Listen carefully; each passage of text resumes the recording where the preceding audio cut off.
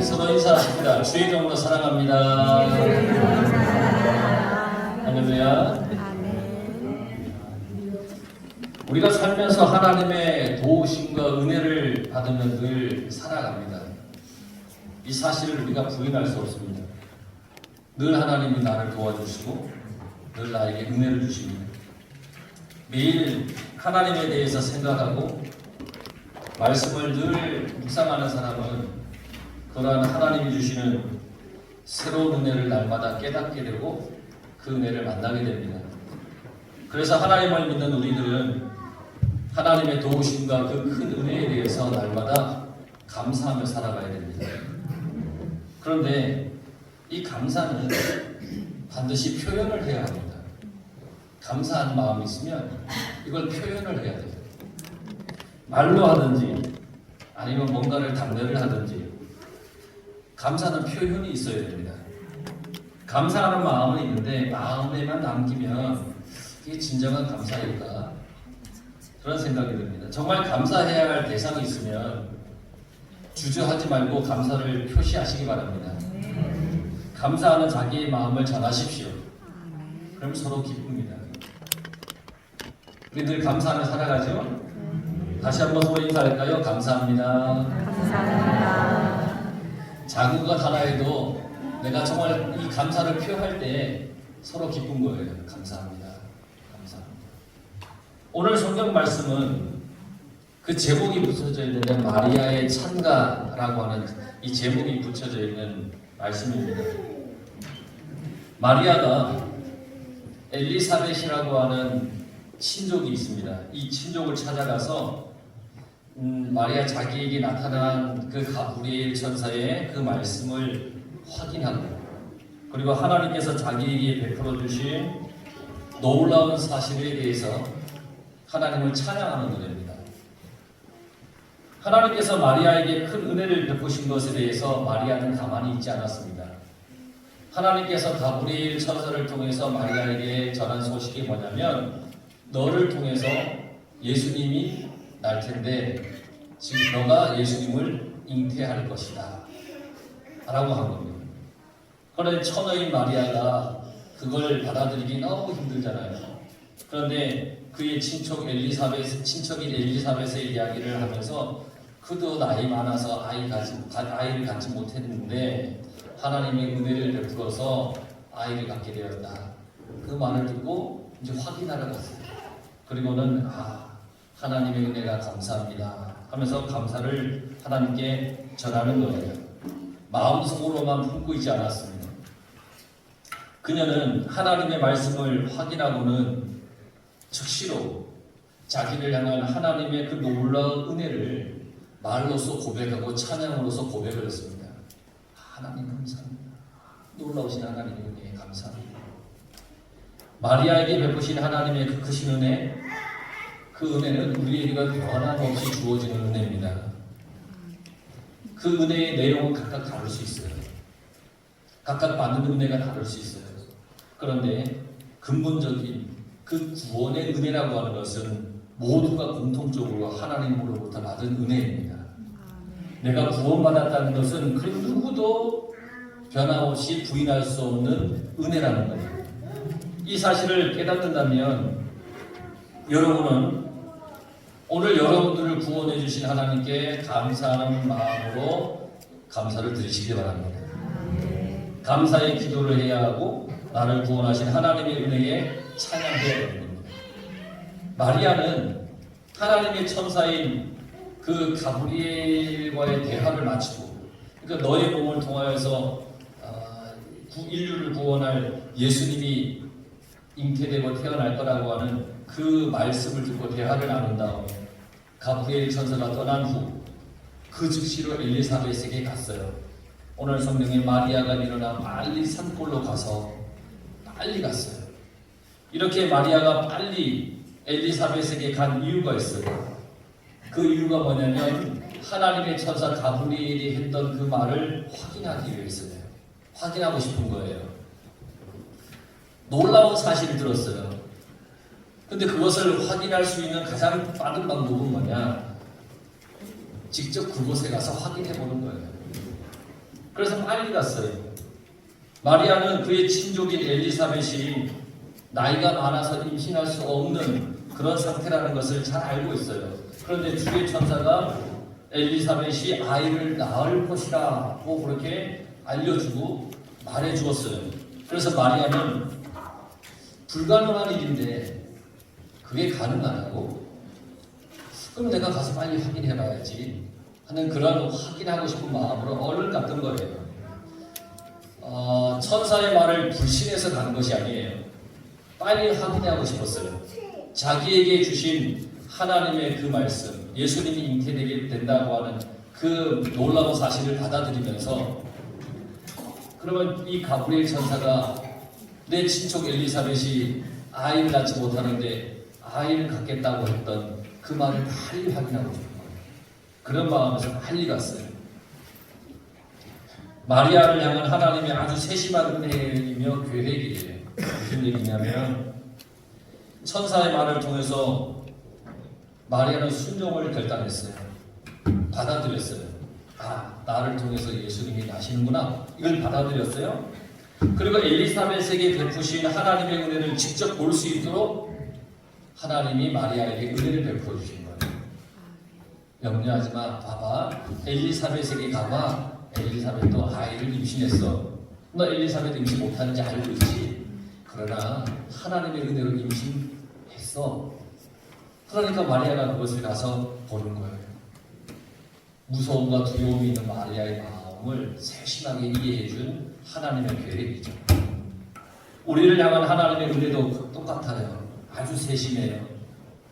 왜냐하면 우리는 너무 약한 존재예요. 너무 연약해요. 사람은 너무 연약한 존재예요. 넘어지기 쉽고 포기하기 쉬운 그런 우리들이잖아요. 그런데 늘 우리에게 희망과 소망을 주어서 우리의 마음에 소망이, 믿음이 사라지지 않고, 그리고 우리가 쉽게 포기하지 않도록 우리를 살펴주시는 그런 하나님이세요. 아주 세심하게 우리를 살펴주세요. 그 하나님께 감사하며 살아가시기 바랍니다. 마리아가 유대의 한 동네에 이르렀어요. 그곳이 어디냐면 엘리사벳이 사는 동네예요. 그 남편이 사가랴 제사장이에요. 그 집에 들어갔어요. 이제 엘리사벳과 만났어요. 그때에 엘리사벳의 복중에 있는 아이가 뛰논다라고 오늘 성경에서 말하고 있어요. 엘리사벳의 복중에 있는 아이가 뛰논다. 엘리사벳은 성령의 충만함을 받은 사람입니다. 이 말씀이 15절 말씀과 연관이 있는데, 천사 가브리엘이 사가랴에게 요한을 낳을 것이라고 예언을 하면서 한 말이 있습니다. 이는 그가 주 앞에 큰 자가 되며 포도주나 독한 술을 마시지 아니하며 모태로부터 성령의 충만함을 받아. 세례 요한이 이미 어머니의 뱃속에서부터 성령의 충만함을 받았다는 겁니다. 그래서 엘리사벳이 마리아를 만났어요.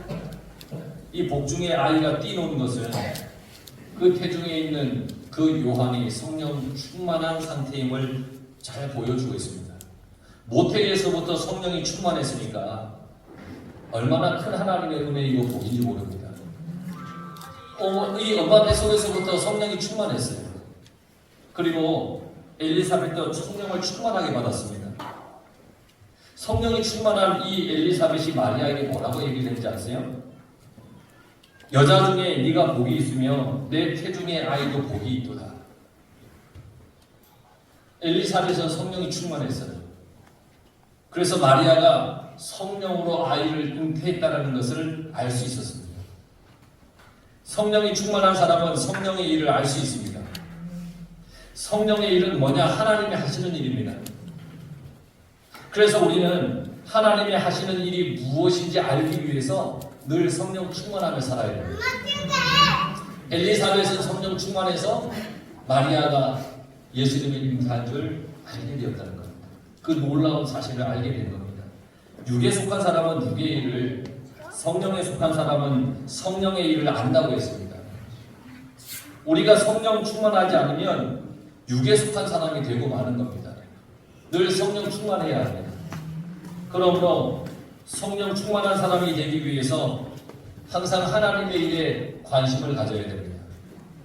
예배와 기도를, 찬양의 삶을 우리는 늘 살아야 됩니다. 그래야 여러분을 향한 하나님의 뜻을 알게 되고 여러분의 삶과 삶의 방향과 여러분들의 삶의 참 의미를 바로 알 수 있는 겁니다. 그래서 성령 충만하기를 늘 바라며 살아야 됩니다. 엘리사벳은 그러한 마리아를 내 주의 어머니라고 얘기를 했습니다. 그렇게 불렀습니다. 그리고 마리아가 문안할 때 그 문안하는 소리가 엘리사벳의 귀에 들릴 때 엘리사벳의 복중의 아이가 기쁨으로 뛰놀았다고 했습니다. 성령 충만한 엘리사벳은 마리아의 몸에 잉태한 사람이 그 아이가 누구인지 알았고 엘리사벳이 태에 있는 아이도 성령으로 충만했으니까 이미 충만했으니까 그리스도에 대한 기쁨으로 반응을 했다는 겁니다. 성령의 충만한 삶은 우리가 주님을 바라보려고 합니다. 내가 성령 충만하면 주님을 바라볼 수 있습니다. 항상 주님께 내 생각을 맞추며 살 수 있습니다. 성령 충만은 어리든지 나이가 많든지 그거와 상관없이 성령 충만하면 주님을 알 수 있습니다. 그래서 수련회나 아이들 집회에 가면 아이들이 뜨겁게 기도를 합니다. 쟤네들이 뭘 알아서 저렇게 하지? 라고 생각이 들 정도로 막 뜨겁게 기도합니다. 말씀을 들을 때 아이들이 아멘 아멘 합니다. 저 아이들이 뭘 알아서 아멘 아멘 저러지? 그런데 그 아이들이 어리다 할지라도 성령이 그들에게 임하면 주님의 십자가의 사랑이 너무 감사해서 눈물을 흘리며 기도하며 찬양하는 것을 보게 됩니다. 누구든지 성령으로 충만하면 주님의 손에 붙들리기만 하면 주님의 깊은 사랑과 은혜를 알고 그것을 기뻐하게 된다는 겁니다. 또한 성령이 충만한 엘리사벳은 이 마리아가 이미 천사 가브리엘의 말을 듣고 그 말씀대로 이루어지기를 순종했다는 것을 알았습니다. 마리아가 하나님이 전하신 천사의 그 말을 듣고 그 말대로 아멘 하며 순종하기를 결단했구나. 이것을 알았다는 겁니다. 그래서 마리아에게 뭐라고 얘기를 했느냐? 엘리사벳이 주께서 하신 말씀이 반드시 이루어지리라고 믿는 그 여자에게 복이 있도다 라고 축복을 했습니다. 마리아, 너가 주님의 그 말씀을 믿고 하나님의 그 말씀을 믿고 반드시 이루어지리라고 순종하고 결단했으니 너는 정말 복이 있는 사람이야 라고 축복을 해주었습니다. 엘리사벳이 마리아를 만나서 한 이 모든 이야기는 그들이 성령 충만했기 때문에 가능한 일입니다. 이처럼 성령 충만은 우리가 듣지도 보지도 못했던 것들을 알게 하고 보게 해줍니다.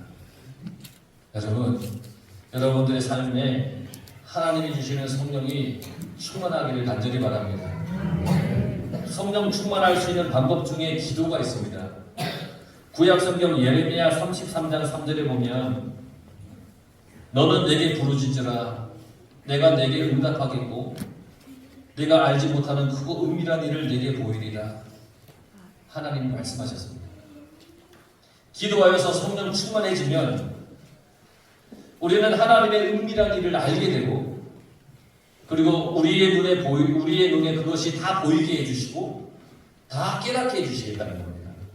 성령 충만하면 대단히 신나지 않습니까? 성령 충만하면 하나님의 계획하신 일들을 보게 하고 알게 하고 깨닫게 해주신다는 거예요. 내가 어떻게 살아야 할지에 대해서 그 길을 가르쳐 주시겠다는 거예요. 내가 어떤 마음으로 살아가야 할지에 대해서 늘 깨닫게 해주시겠다는 거예요. 우리는 갈 길을 정하지 못하고 갈바를 알지 못하고 우왕좌왕하며 살아갈 때가 많잖아요. 근데 하나님께서 너희가 성령 충만하기만 하면 갈 바를 알려주시겠다고 말씀하시는 거예요. 내가 성령 충만해지면 하나님의 일을 알고 은밀한 하나님의 섭리를 알게 되고, 그러면 정말 신나는 신앙생활을 할 수 있는 거예요. 초대교회에는 교회가 처음 생겼을 때 2000년 전에 이런 성령의 역사가 활발하게 일어났습니다. 그리고 그 역사가 오늘날도 분명히 있습니다. 여러분 각자가 성령 충만해지면 그 놀라운 하나님의 그 일들을 만나게 되고 그것을 또 전하는 축복의 은혜의 통로가 되는 겁니다. 그보다 더 신나는 인생이 어디 있겠습니까? 하나님의 놀라운 일이 내 가운데 행해지고 임해지고 그것을 내가 전하는 그런 축복의 통로가 된다. 생각만 해도 신납니다. 오늘도 하나님께서는 우리가 성령으로 충만해서 하나님의 놀라운 일들을 깨닫고 행하기를 원하고 계십니다. 이렇게 원하시는 그 하나님의 음성 여러분 들리지 않으세요? 성령 충만해라. 내가 너를 축복하겠다. 우리에게 원하시는 하나님의 뜻을 여러분들의 삶에 이루어가길 간절히 바랍니다. 그걸 이룰 수 있는 것은 오직 성령 충만입니다. 엘리사벳으로부터 축복의 말을 들은 이 마리아는 이 높으신 하나님을 찬양합니다. 하나님의 놀라운 계획과 섭리를 아주 높이며 찬양합니다. 자기를 향한 하나님의 일에 감사한 마음을 표현하고 있습니다.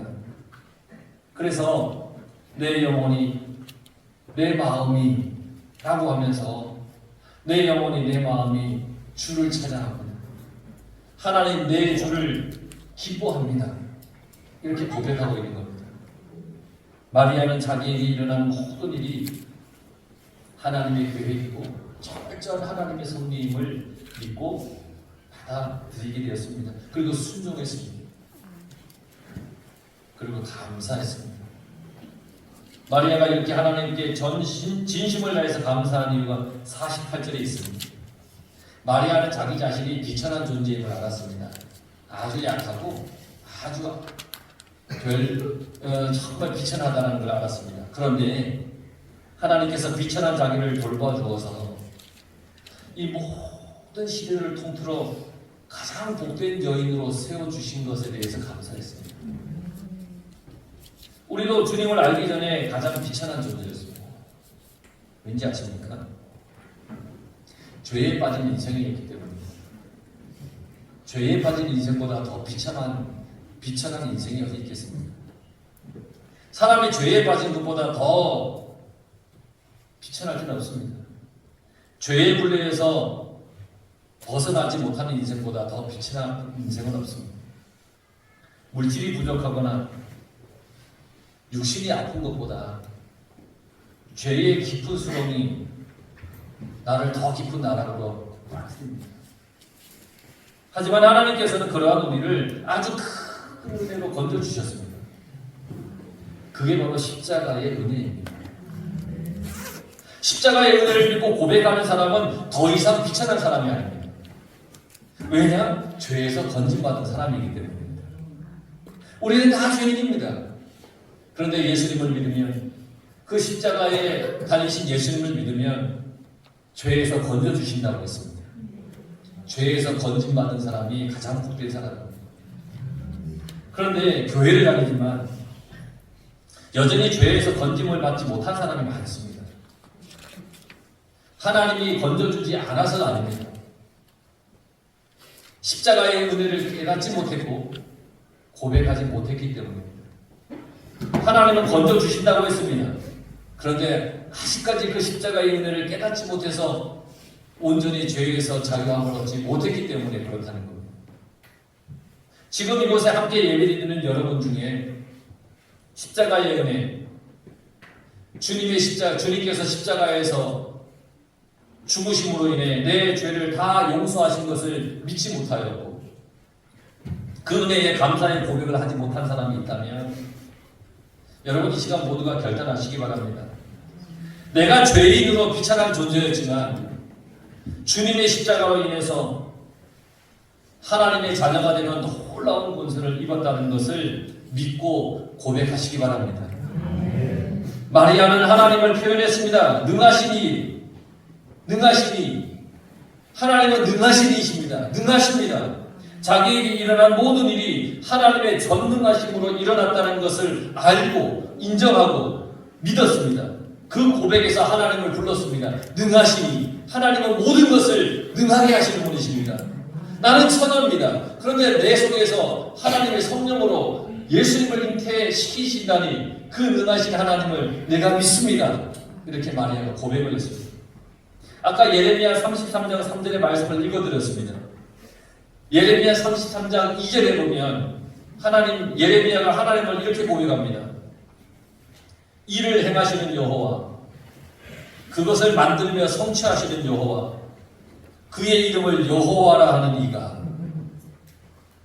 예레미야가 하나님을 설명하고 있습니다.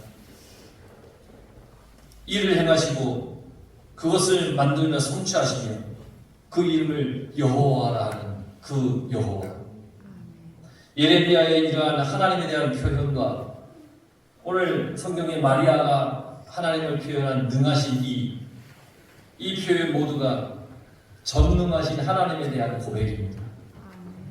여러분들은 여러분을 향하여 베푸신 하나님의 전능하심에 감사하며 살아가시기 바랍니다. 그 즉시 하나님의 전능하신 은혜를 깨닫는 사람도 있고 시간이 지난 후에 깨닫는 사람도 있습니다. 하지만 결국은 우리의 모든 인생은 하나님의 전능하신 은혜의 손길이 미치지 않는 때가 없었다는 것을 결국 깨닫게 될 겁니다. 그래서 우리는 더욱 하나님의 은혜에 감사하며 그 은혜를 베풀어 주신 하나님을 찬양하며 살아야 됩니다. 마리아가 하나님을 찬양하는 고백 속에서 알 수 있는 것은 하나님께서는 순종하고 겸손한 사람은 높여주시고 지켜주시고 복을 주시지만 교만하거나 악이 가득한 사람은 벌하신다고 했습니다. 그러므로 우리 또한 하나님 안에서 늘 겸손하고 순종한 삶을 살아야 합니다. 우리에게 베푸시는 하나님의 놀라운 은혜는 날마다 새롭습니다. 날마다 우리에게 주십니다. 우리는 성령 충만해서 그 은혜를 깨달으며 살아야 합니다. 사랑하는 성도 여러분, 하나님의 은혜에 감사하며 그 은혜에 찬양하며 살기를 바랍니다. 여러분 각자에게 주시는 하나님의 은혜가 분명히 있습니다. 성령 충만해서 하나님을 잘 믿어서 그 은혜가 깨달아지고 그 은혜 속에 감사하며 기뻐하며 살아가는 그런 여러분들의 인생이 다 되기를 간절히 축원합니다. 기도하겠습니다.